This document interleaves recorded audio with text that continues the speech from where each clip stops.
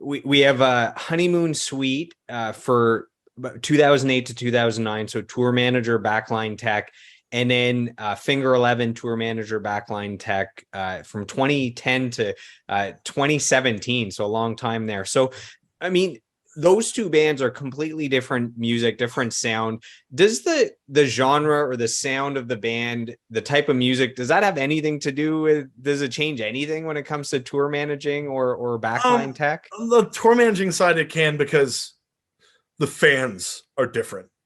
Okay. So like when you're working for a band that's, loud, hard rock, aggressive, you're looking at, a crowd that's going to be equally in kind, people who are going to be, there's going to be moshing and stage diving and slam dancing. And so, yeah, when you're advancing shows, you're thinking more about security and, okay, what kind of barricade are we going to have? We have to have a barricade, well, what is it going to be like, dealing with people after the show? Is it going to be easy to clear the room?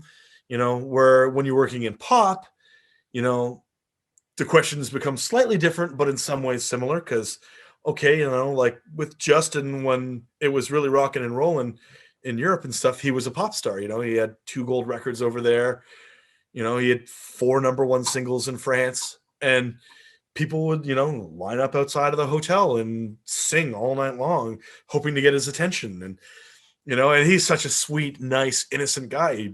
He'd go out and hang out with just a bunch of strangers, and you'd have to take that into account. Like, where are we staying? Okay, what's the neighborhood like? What are, how many people do you think are going to show up there?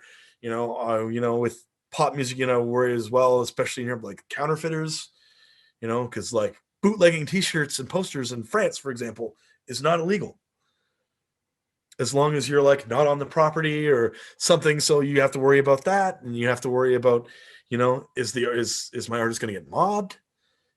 If he's a young, handsome gentleman, or a bunch of crazed fans going to assault him because of his dashing good looks. If it's a hard rock band, is some guy going to show up in an alley with a broken beer bottle and try and stab him? You never know. I mean, I'm kind of focusing on security for some reason, which is not my strong suit, but so yeah, there are things you would approach differently.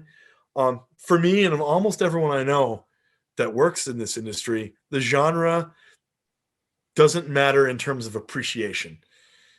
I can get behind a great R&B lick just as much as I can get behind the last Gojira album. Like, great music is great music, and even music that maybe isn't in your wheelhouse, you find the ability, especially when you're hearing it night after night, to find those moments within the songs where you're like, yeah, okay, I see what's going on here. I can get behind that.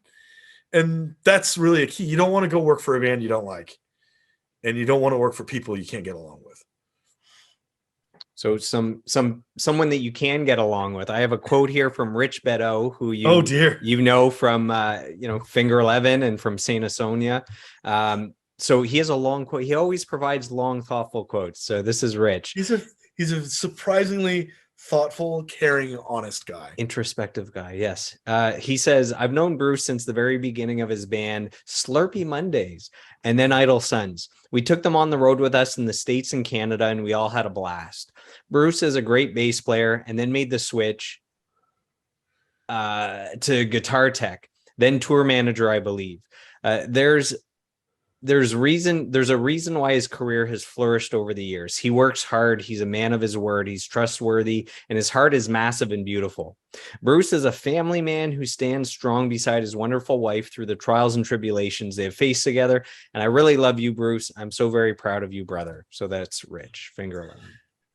Rich is he's such a sweet guy, man. We went a lot of miles together, in the Idle Sons days, and then with me working with the band. And it was something that was a concern when I came into the camp as a tour manager, was, will the guys take you seriously? And I remember having this long, kind of drawn out, semi-arduous, partially hilarious conversation with Rick about it. And Rick going like, I'm going to be a real dick to you, like, you're not going to like me. I'm like, no, that's just your opinion, man. Like, I'm sure we can we can figure this out. Like I always felt with those guys, like kind of like I owe them. I owed them. And it was only right for me to go and do my best to work for them. And, Rich had always gone to bat for me, especially with the other guys. And, I'm so happy to see that he's, made so many crazy strides with his life, and he's got a wife and kids now. And, he's playing with Chris Daughtry every now and again, and he's still doing great stuff. And he's such a colorful, artistic, interesting guy. And I'm just happy that he's doing well. And it's an honor for him to say something so nice about me. It's an honor for anybody to say anything nice about me. The longest interview I've ever done on this podcast, I did 3.5 hours with Rich.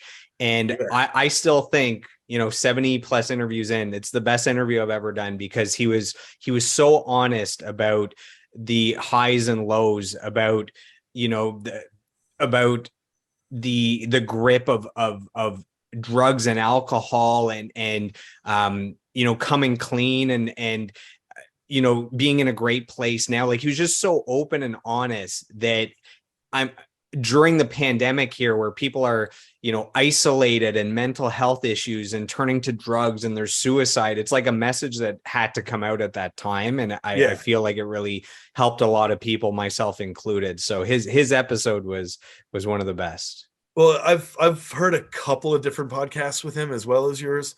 And, for him to kind of wear his heart on his sleeve and just come out honestly and tell his story. And, I was there for quite a few years of it. And, for him to come out and say, like, I did things that I'm not proud of. I made mistakes, I had these problems. And for him to just go out and honestly own it all is massive. I don't know. I don't think I would be able to do it. Especially sometimes in the music industry, and especially if you're in a band that's a bit heavier, it's like there's so much ego and pride that it's you're a wuss if you're honest, or if you show emotion or remorse or any of those things. So I think it makes it even harder for him to do the things that he's done. Yeah, I agree.